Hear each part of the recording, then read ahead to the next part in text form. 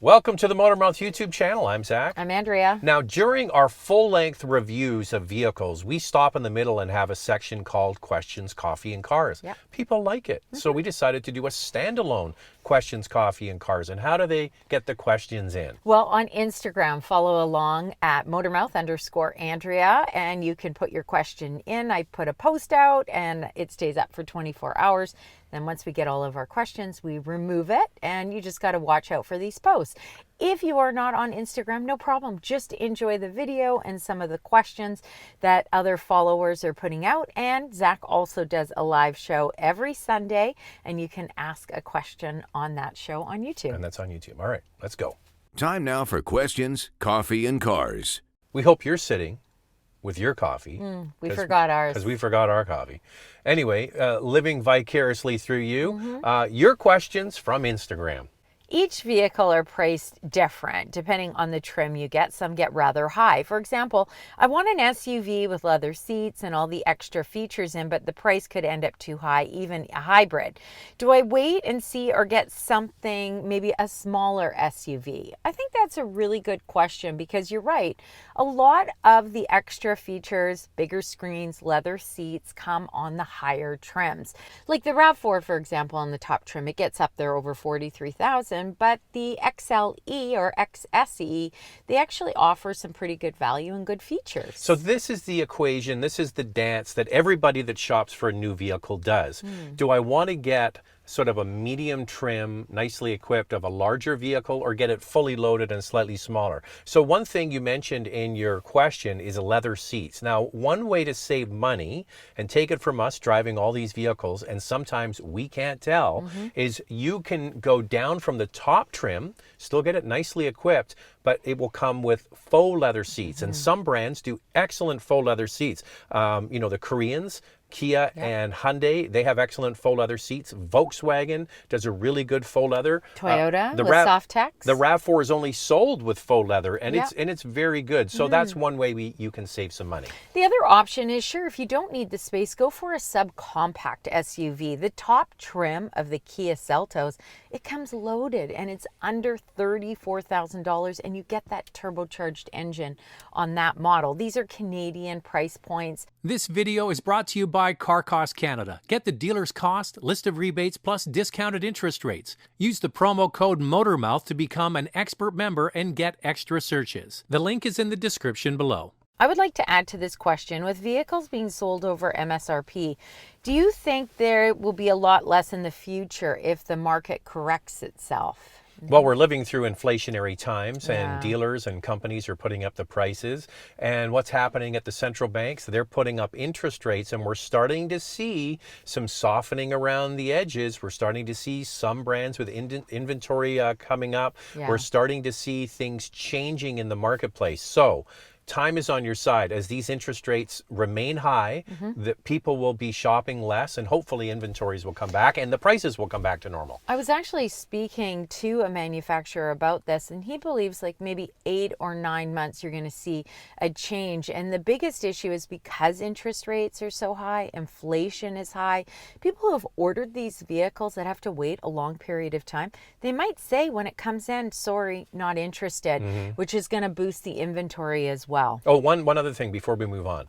Because of the changes in the United States around tax credits for electrified vehicles, a lot of them don't qualify any longer. So some people might have ordered a plug-in or an electrified vehicle, and now they don't get their $7,500 tax credit. They might pass on that. That could help boost inventories.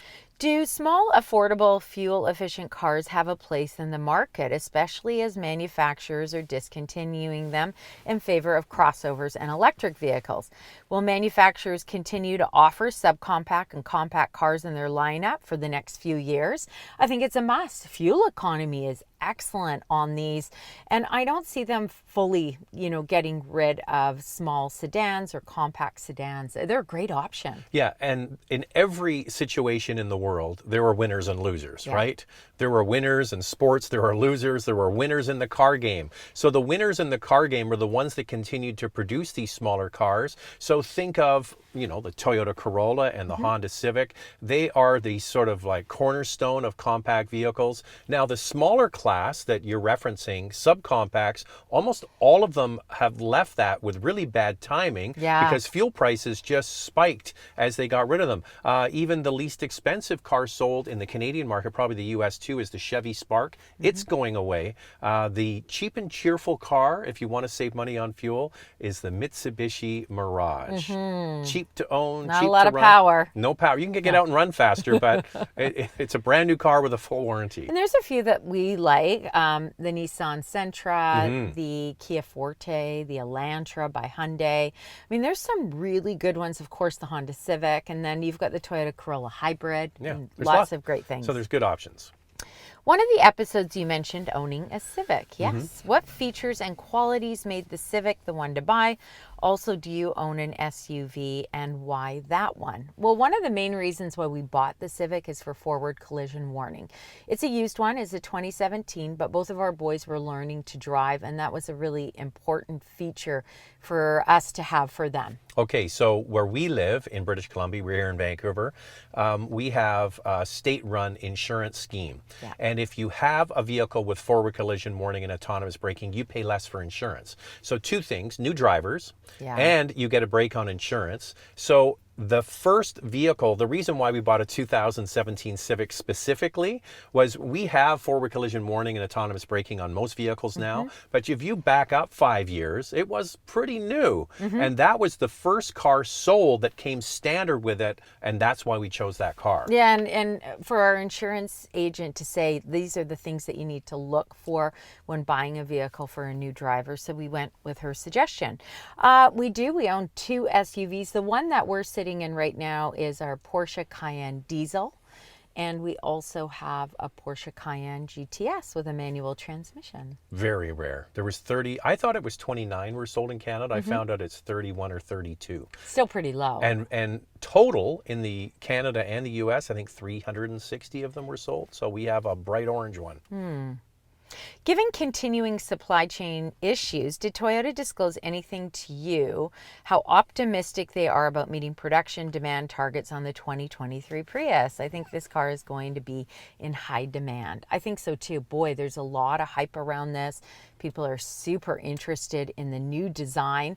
But no, we haven't gotten anything from Toyota yet as to what production is going to be like. You know what's interesting? You speaking at the very beginning about the live show, somebody asked a question about this, and I said we were really surprised when we did a little quick walk around at the LA Auto Show of the Prius, how excited people are about it, and also they really like the new design. And the interesting thing is that, you know, about 3-4 years ago, everybody was laughing at Toyota. That's old technology. Who wants a hybrid? Everybody wants a Tesla, an electric car. Well, then fuel prices went through the roof, and you couldn't get a hybrid. They were all sold out, and now people have reimagined the efficiency of a hybrid. So we can't wait to drive it. Yeah, and the Prius hybrid in Canada is now standard all-wheel drive, and it really got a good boost in power. That all-wheel drive model is 196 horsepower, and front-wheel drive is 194. And then, of course, the plug-in hybrid, it gets more power too, but it's just front-wheel drive, no all-wheel drive option there. You have $30,000 to spend on a vehicle. What's the best you can buy for the amount of money? Is that a Canadian or American dollars? I don't know. We're going to go with Canadian dollars. Because say that. we know the pricing better. It's always less in the U.S. Okay, so I'm going to say... Okay, you pick one. So it's a car or an SUV. Well, you could do an SUV too. Okay, go ahead. So for $30,000, I would say the Volkswagen Jetta. I mean, you can't get the top trim, but you could get the middle trim. Okay. And it comes with some really good features, and the fuel economy is excellent. Okay, Nissan Sentra. You can get a fully loaded Nissan Sentra for under 30 grand. Yeah, you can. Oh, another one that you might want to consider, we'll move into the crossover space now. I would say not the top trim, but you could easily get a Toyota Corolla Cross for under 30. For sure, and you can get a Toyota Corolla. You might even be able to get that hybrid in there as well for around 30, maybe. Maybe. I can't Well, remember the pricing on that one. They haven't announced it yet. No, oh yeah, that's right. They haven't announced the pricing on the new one, but maybe you could. And then the Subaru Crosstrek. How Oh, about yeah. that one? I mean, that is a really good one. That's a lot of vehicle for the money. Yeah, it really is. That's a really good option as well. So I think for cars, you could probably find A fully loaded one. yeah, quite a few. And then SUVs, you'll have to dig a little bit. I mean, even you could get the Kia Seltos. You can't get the top trim, but you could get that middle trim with the base engine, not the turbocharged one. So some options there. What's your opinion on anti-station wagonism? Well, I got to tell you something. Zach loves a good station wagon. I do. but We had a station wagon. yeah, in North America, they just are not popular. Of course, in Europe, they are, but just not so much here. I wouldn't say we're against station wagons, but you're right. There is a bit of a trend. You for put the anti. we in here, Andrea. You're against station wagons. I'm all for station wagons. I'm not. Okay, a little story. I'm not against station wagons at all. When we got married and we bought our house, we got a dog, right? Before kids. Yep. We had the trial run with the dog. And, you know, like most idiots, we bought the car after the dog. So that was an expensive dog mover. Yeah, it was. So we bought an Not very smart. an E34 5 Series wagon. Yeah. Same thing, very rare. So you'll notice a theme with the vehicles we pick. We pick unique vehicles. That thing sold for big money when we got rid of it, and it was a great vehicle. I love that car. I liked it too. But then the SUV craze came in shortly after Guess who wanted that? And guess who wanted a BMW X5? Yeah, I'll admit it. It was great. And everybody wanted an SUV. Obviously, I am part of the crew in North America who prefers an SUV over a station wagon. But you go to Europe, they're everywhere. Well, they're still popular there. Yeah. I would love to have, here are the 2 station wagons. Okay, I'll throw in 3. I want an Audi RS6 Avant. Me too. I want a Mercedes AMG 63S No. wagon. Oh yeah, you haven't driven it. Put I your still seatbelt don't on. want it. I still don't want it. And then I would like the car they sell in Europe, the Passat wagon. It's really good looking. Oh yeah, no. I'll go with the Audi though. I'm in for the Audi. Book All right. me in for the Audi. Okay, Andrea, a new Boxster or an RS6 Avant?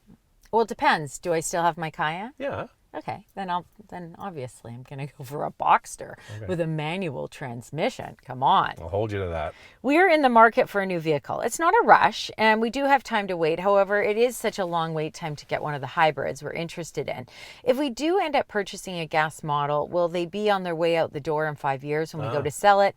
Will the depreciation be that much more because it's a gas model? I hear this one all the time. Yeah, me too. It ain't going to happen. Nope. Gasoline cars are going to be around. Don't read the headlines. Yeah. Dig a little deeper. The number of electrified cars that are going to be sold by, say, 2030 is not going to be 100%. No. It's probably going to be between 30 and 40%, in my opinion. Yeah, But- and then you know what might happen is we might have all of these EVs, and then we say, oh my gosh, we don't have the charging infrastructure in place. What?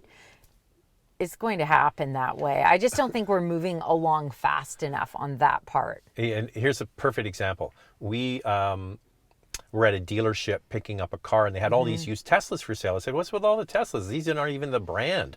And they said, oh yeah, people buy Teslas because it's the it car. Yeah. And guess where they live? In condos. And they got nowhere to plug it in. Nope. So there's nothing worse than having an electric car where you got to go to the charging station and sit there for an hour.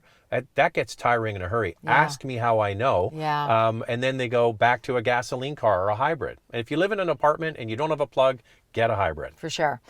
Great show. What are you hearing on the timing of the new 2023 Honda Accord, first drive, pricing, availability for you guys to review?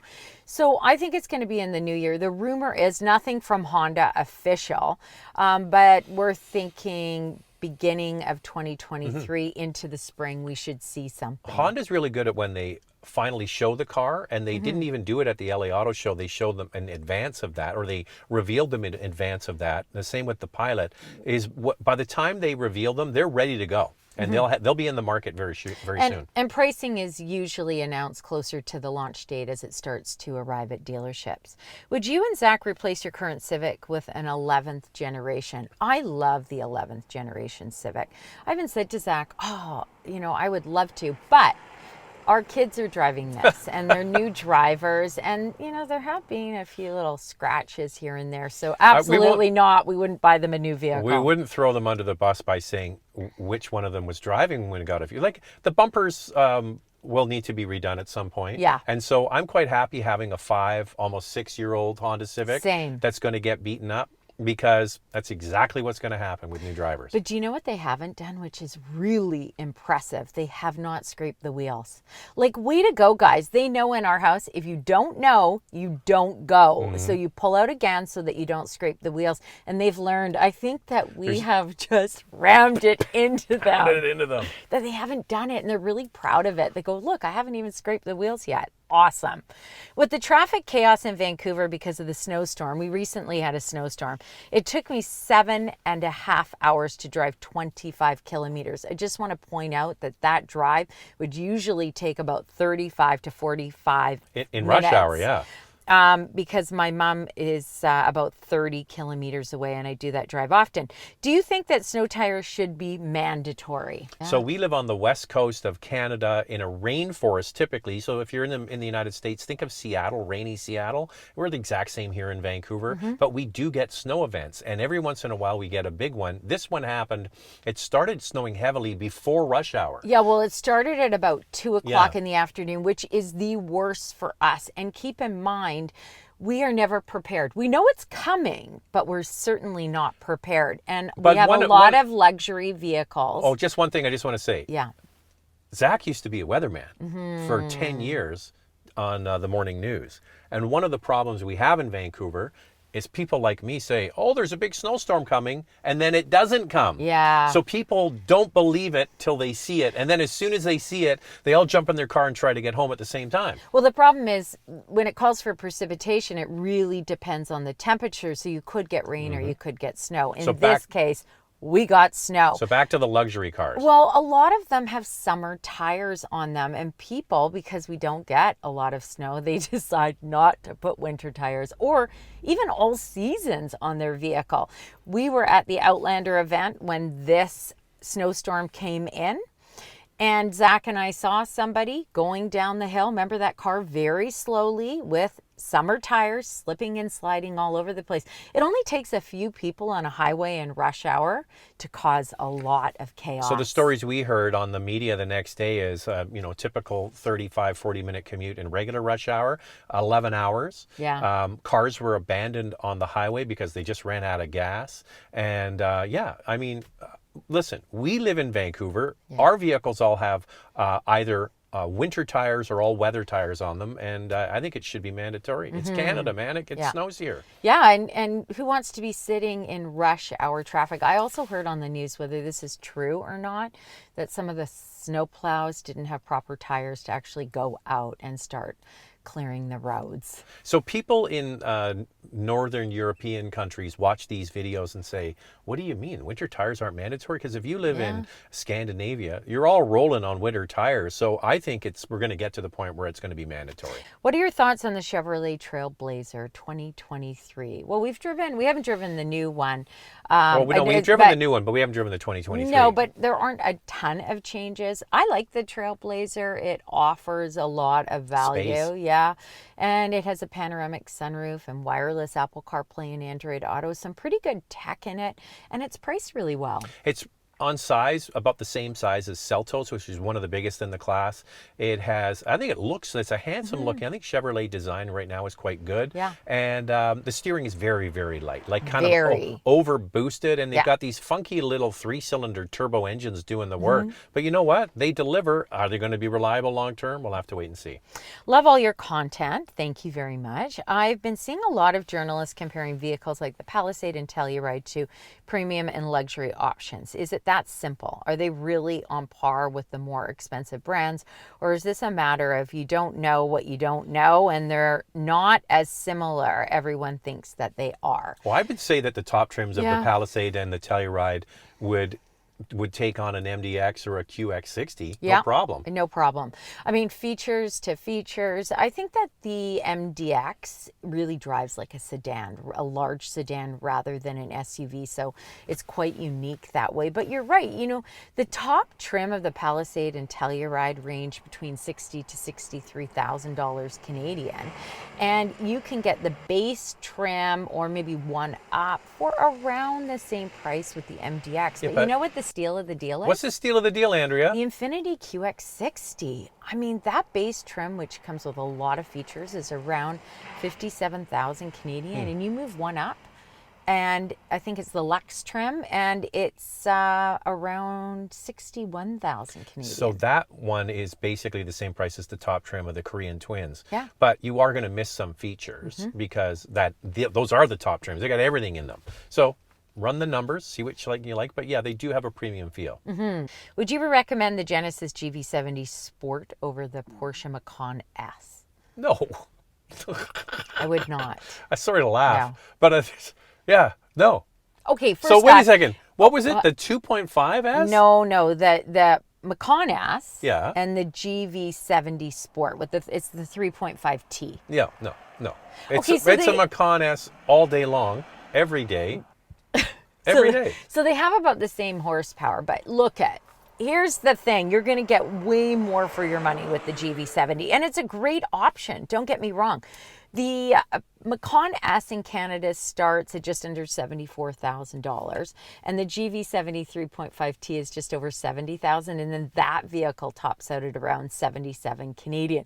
We all know that the Macan S, that base, trim of that, doesn't come with a lot. All right. So you're going to be up at around 90,000, but boy, Listen. I sure like the Macan S. You could talk yourself into anything. You could say, I'm getting more for my money. I'm getting the same horsepower. Even argue it maybe kind of looks similar. Yes. But all of that kind of stuff. But listen, it ain't a Porsche. Nope. And as much as you're going to say, well, but Zach, you're just caught up in the whole badge. No, it's not just the badge. It's all the other stuff that comes with it. It's the way it drives, the way it drives, the way it handles, the brakes Everything. on that will be amazing. So yes, it's that's the value play.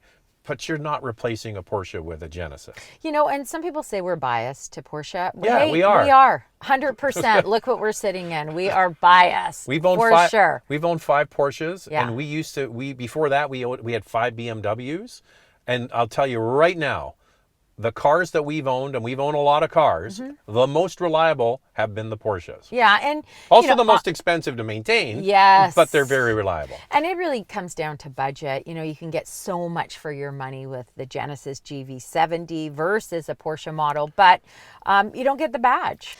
Since Honda updated their Accord, any guess on when Toyota will update their Camry? We're currently on our 3rd one and are anxiously awaiting the next generation, as each one we've had has been better than the last. Well, that's nice to hear. So no big changes for the 2023 model year. You're going to get that same Camry. But do you know what? 2023 is the 40th anniversary of the Camry. Really? Yeah, so I wonder if Toyota is going to do something for the 2024 model year. Okay, so I don't know because I haven't looked back at it, but all you have to do is look at what year the last Accord was introduced, and then what year the latest Camry was introduced, and that cadence will carry forward. So if it was after the Accord by a year, then the Camry will come a year after. And that's it. We hope you enjoyed our questions, coffee, and cars standalone video. To get your question in, follow along at Motormouth_Andrea. I put out a post with us sitting with our coffees, which we don't have today. How do we forget these things? And then you can ask a question. If you do not want to follow on Instagram, that's totally fine. Just enjoy our video. I don't want to come off like a jerk about the whole Porsche thing. It's just that we've worked hard. We love cars. We're into cars. So for us, this is the top of the mountain. So we're happy that we were able to climb it. And yeah, we're very fortunate. Not only are we fortunate to have the job that we have where we review 2 new vehicles a week, we have wonderful subscribers and viewers who have been very supportive of us and our channel. So we're very thankful. it's all because of you. Thank you. Bye. Okay, here we go. We didn't bring a coffee. Oh, what's wrong with them? Okay. Ready? They're so stupid. Okay. Your questions Oh, wait, from... hey, do it again.